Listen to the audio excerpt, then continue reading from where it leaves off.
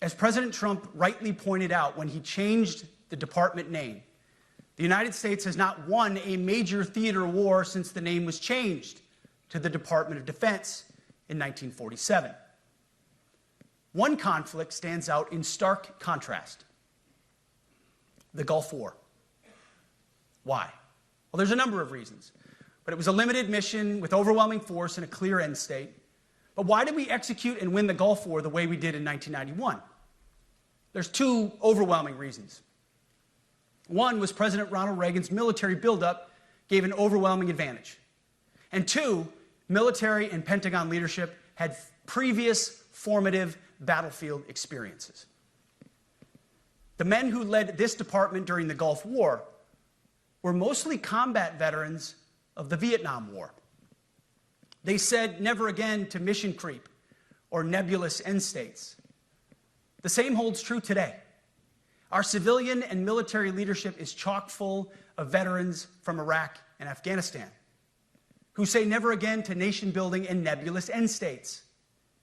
This clear-eyed view, all the way in the White House, combined with President Trump's military buildup, postures us for future victories if, and we will, and when we embrace the War Department. And we must. We are preparing every day. We have to be prepared for war, not for defense. We're training warriors, not defenders. We fight wars to win, not to defend. Defense is something you do all the time. It's inherently reactionary and can lead to overuse, overreach, and mission creep.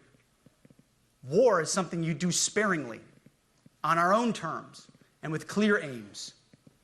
We fight to win. We unleash overwhelming and punishing violence on the enemy. We also don't fight with stupid rules of engagement. We untie the hands of our warfighters to intimidate, demoralize, hunt, and kill the enemies of our country. No more politically correct and overbearing rules of engagement. Just common sense, maximum lethality, and authority for warfighters. That's all I ever wanted as a platoon leader. And it's all my E6 squad leaders ever wanted, back to that E6 rule. We let our leaders fight their formations, and then we have their back. It's very simple, yet incredibly powerful. A few months ago, I was at the White House when President Trump announced his Liberation Day for America's trade policy. It was a landmark day. Well, today is another Liberation Day. The liberation of America's warriors, in name, in deed, and in authorities. You kill people and break things for a living. You are not politically correct and don't necessarily belong always in polite society. We are not an army of one. We are a joint force of millions of selfless Americans. We are warriors.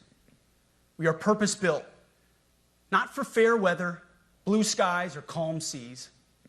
We were built to load up in the back of helicopters, 5 tons, or Zodiacs in the dead of night, in fair weather or foul, to go to dangerous places, to find those who would do our nation harm, and deliver justice on behalf of the American people in close and brutal combat if necessary.